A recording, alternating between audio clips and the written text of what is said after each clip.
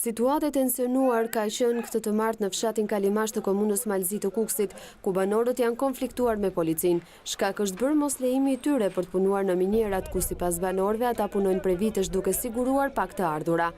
Kërkojmë drejtat tona sepse jemi në vend tonë po punojmë në minier, vinë që 10 herë që vinë firma jo të rregulla, me letra false duan që të na përzon neve dhe ta marrin pasurinë tonë firmat të palicencume. Nëse ka firmë, le të vijë firma ulet me ne, bëjmë marrëveshje.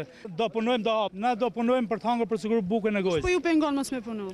Policia na ka dalë që mëngjes, na ka rrethu dhe thotë nuk keni drejt me u fut në mal ton, mbjeshton që e kemi pasuri që 4 vjet punojmë lidhim kurna për mal, pa dantua s'kan. Policia na kishte rrethu se fshat, kemi kërkuar gjithmonë punësim, kurse kur nuk kemi arrit punësimin, jemi vetë punësu, nuk kemi prish as ambient, as gjon, punojmë sa për të siguruar bukën e gojës. Takim me administratorin e firmës që pretendon me arë këtu, ai nuk pranon me na taku ne.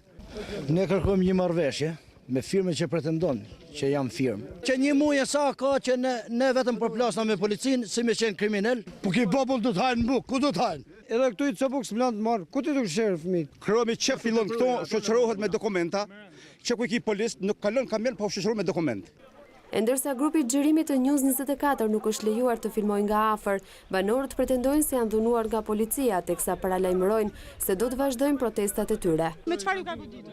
Mdor, më shoplak. A ju ka dhunu policia, ka pas probleme me banorët? Ka pas probleme, kanë rrejnë i djallë, ati kanë rref. Ja këtë qunin nga re, e shumë qunë atjerë. Ne nuk largona nga këtu pa fitu drejta tona.